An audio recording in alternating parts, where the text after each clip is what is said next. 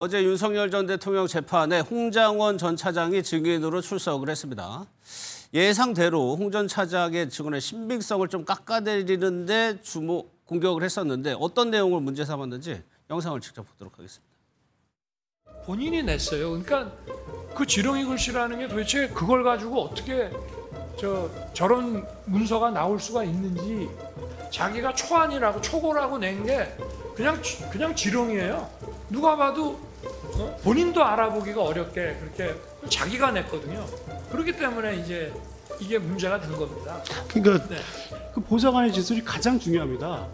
근데 그 보좌관에서 조사를 안 했다는 것은 진실을 덮겠다는 거죠. 이해할 수 없습니다.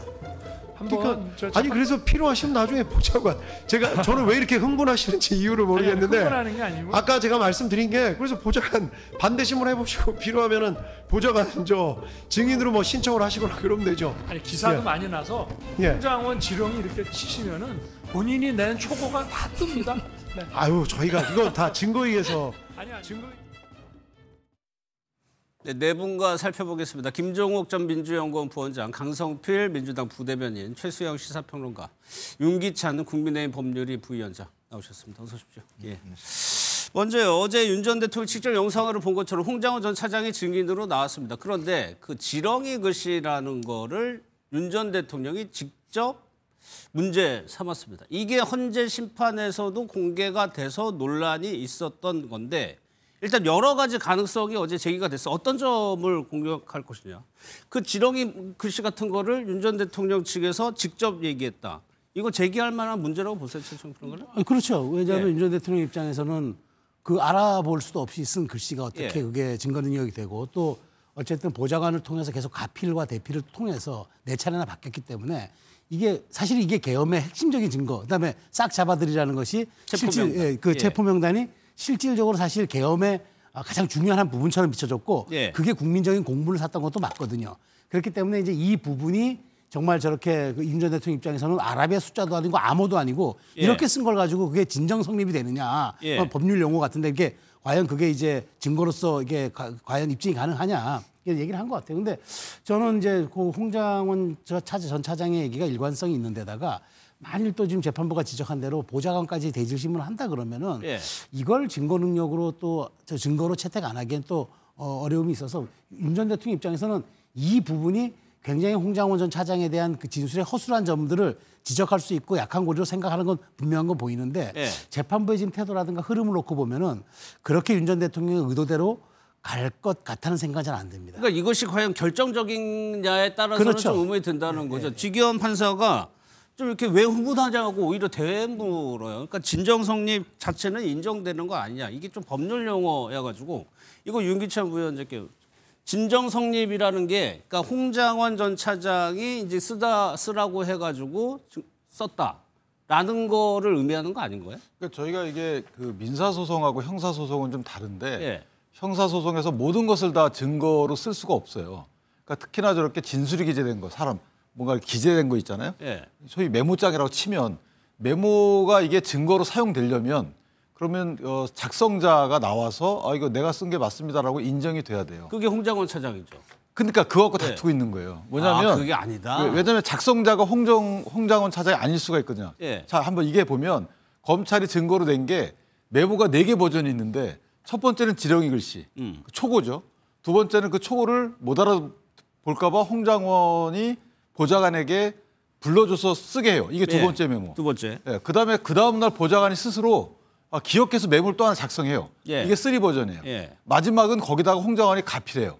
이거 갖고 따지는 거고. 그러니까 윤 전 대통령은 원래 우리 형소법상 보면 자필이거나, 자필은 홍장원 자필 일단 아니잖아요. 보좌관이 쓴 거 가필한 거잖아요. 그러니까 이게 섞여 있단 말이죠.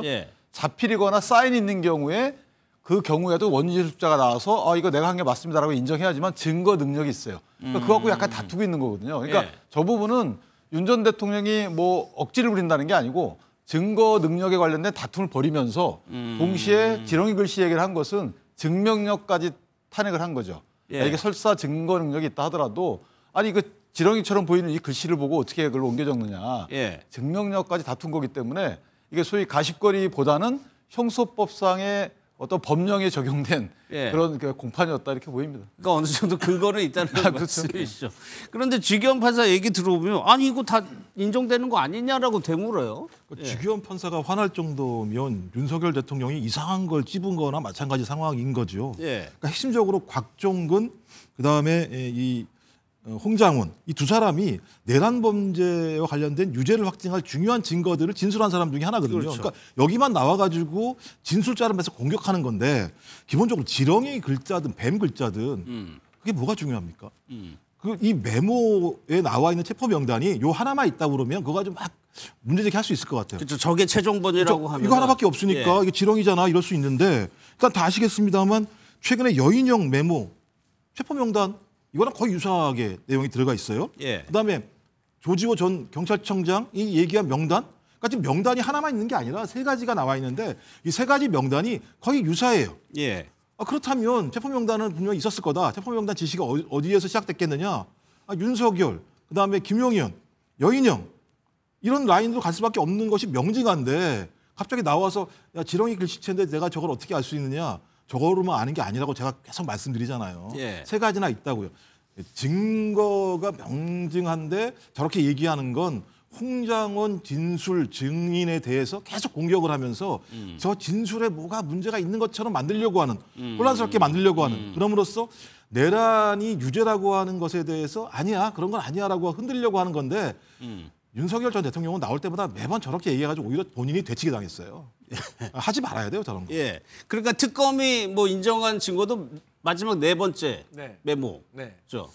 그러니까 이제 뭐 결과적으로 이제 뭐 1차, 2차, 3차, 4차까지 있는 거 아니겠습니까? 예. 그런데 이제 윤석열 전 대통령이 저는 왜 저렇게 저 메모의 어떤 신빙성에 대해서 탄핵을 하려고 하는지 저는 사실 좀 이해가 안 가는 게 제가 자주 말씀드리지만 사실 이제 저 메모가 아니라고 칩시다. 그냥 홍장원 차장의 메모가 사실 증거 능력이 없다고 칩시다. 그런다고 하더라도 먼저 일단 조태영 전 국정원 원장도 구속됐잖아요. 네. 왜? 국정원법 위반으로. 그 내용을 보면 홍장원 차장과 관련돼 가지고 알아야 될 정보를 국회에다 알려주지 않고 또 알려주지 말아야 될 건 또 국민의힘이 알려주고 이런 것들이 홍장원 차장에 대한 메모와 행동들이나 그런 것들이 만약에 그 신뢰성이 없다고 하면 왜 그런 행동을 했겠어요? 그리고 여인영 방첩사령관도 조지호 경찰청장에게 위치 파악 요청을 했다는 걸 인정을 했어요. 예. 위치 파악했다는 것은 잡으러 가려고 했던 거 아니겠습니까? 그리고 방청사 직원들의 진술, 그리고 여러 가지 이진우 수방사령관의 통화 사실. 그래서 여러 가지 다른 증거와 진술이 다 윤석열 전 대통령에게 불리하게 작용을 하고 있기 때문에 굳이 예. 저 지렁이 글씨 하나 탄핵한다고 해서 끝날 일이 아니다 이렇게 보여요. 예.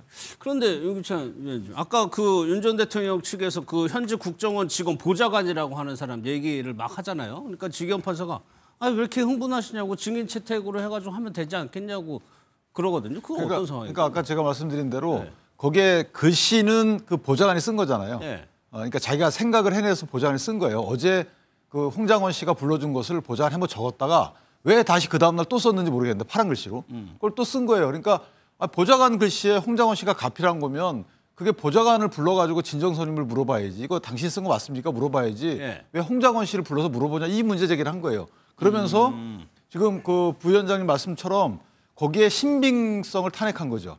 홍장원 씨의 그 진술의 신빙성까지. 예. 근데 문제는 이 체포 대상자 명단은 윤석열 전 대통령이 불러줬다고 주장하는 게 아니거든요. 그렇죠. 그건 여인영 방첩사령관을 불러줬다고 주장하는 거기 때문에 윤 전 대통령의 본인의 직접적인 혐의하고 관련이 없어요. 예. 그러니까 저기서 저렇게 오랫동안 왈가왈부할 것은 아닌 거죠. 예를 들면 전화를 한 번 받는데 윤 전 대통령께서 뭐 싹 잡아들여라 이렇게 얘기했다는 거잖아요. 예. 그게 여인영 전 사령관이 전화 와서 불러줬다고 주장을 하고 있어요. 홍장원 씨는. 그러니까 어찌 보면 윤 전 대통령이 그 메모의 내용과 관련된 신빙성은 그렇게 다툴 실익은 별로 없는 거예요.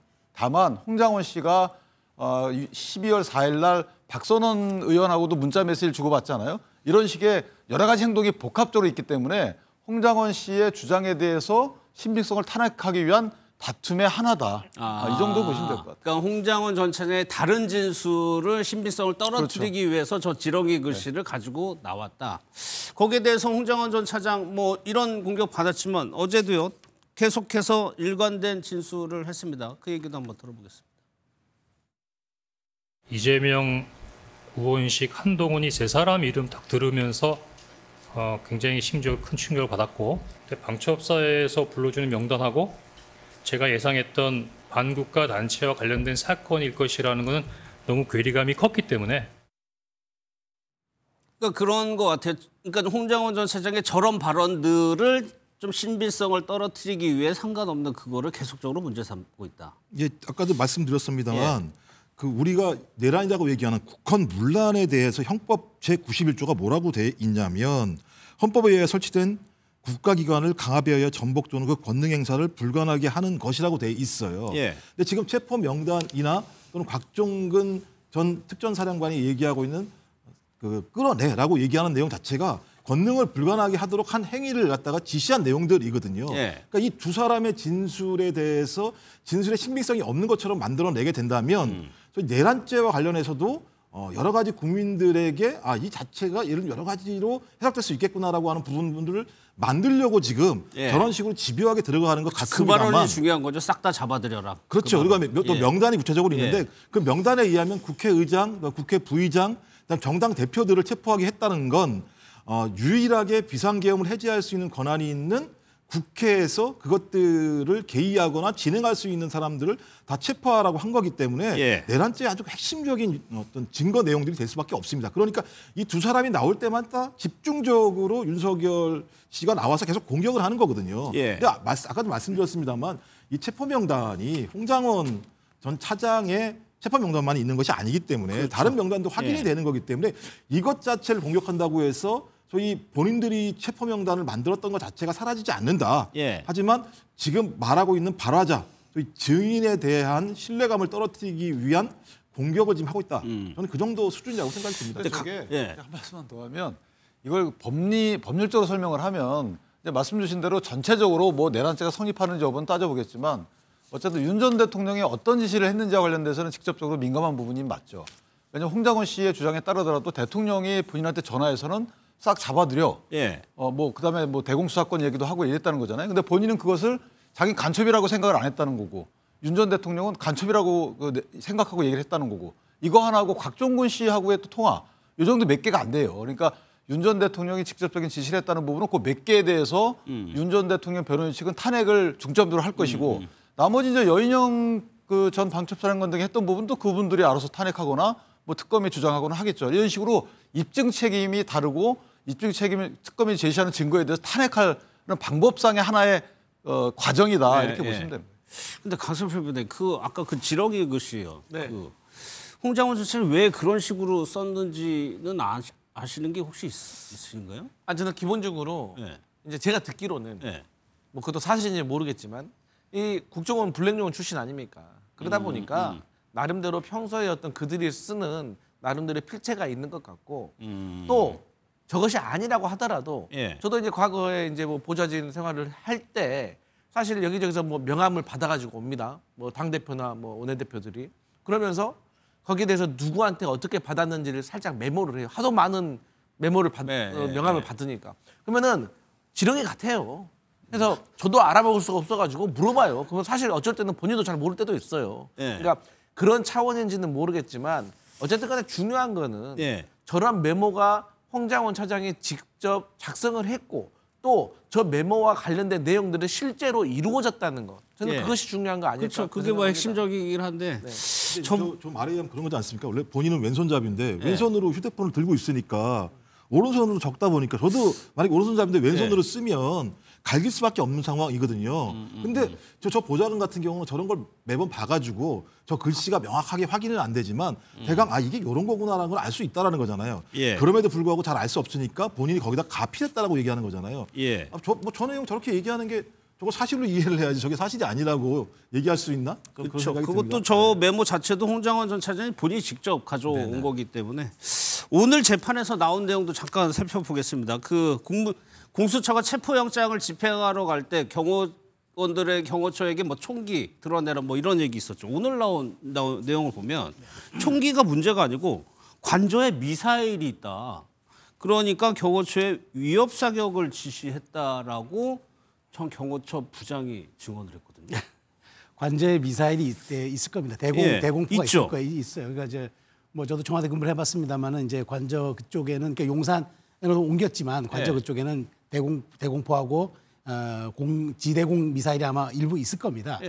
그런데 이제 그 얘기를 글쎄요. 저는 뭐 경호부장이 했기 때문에 없던 말을 만드는지 어쩔지 모르지만 이런 식의 이제 이야기들이 결국 윤석열 전 대통령이 무력 사용을 통해서 무력 시위, 무력 또 과시 이런 걸 통해서 이제 공수처 수사관들에게 이제 위협을 가하고 그다음에 체포를 저지하려는 이제 그런 것들이 있었다고 이제 저는 이제 자꾸 그걸 이제 입증하려고 하는 것 같은데 모르겠습니다. 이제 경호처 이제 간부들도 이제 이재명 정부가 들어서 이제 변하고 하니까 아마 이런저런 얘기가 나올 것 같은데 근데 이런 얘기도 좀 정확히 해야 될 것 같아요. 그러니까 윤석열 대통령이 구체적으로 지시를 했는지 아니면은 이제 그 흥분된 상태에서 지나가는 말로 이제 뭐 어떤 식으로 그냥 그 뭐 뭉뚱그려서 얘기를 했는지 이런 건 좀 정확히 봐야 돼요. 왜냐하면 감정이 섞여서 격앙된 상태에서 얘기하는 것과 그다음에 논리적으로 대통령으로서 지시하는 것은 이건 또 다른 문제거든요.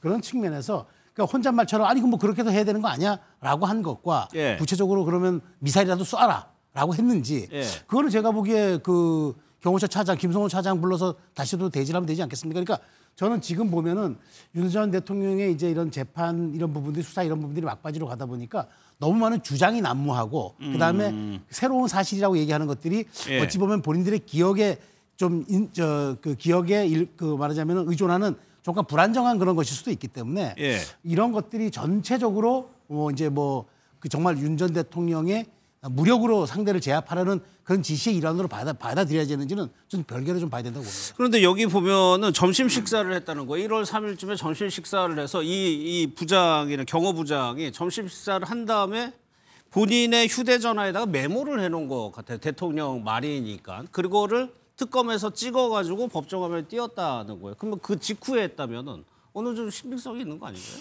그러니까 이제 뭐 상식적으로 생각하면 다른 사람도 아니고 대통령의 지시에 대해서 사실 메모 안 하겠습니까?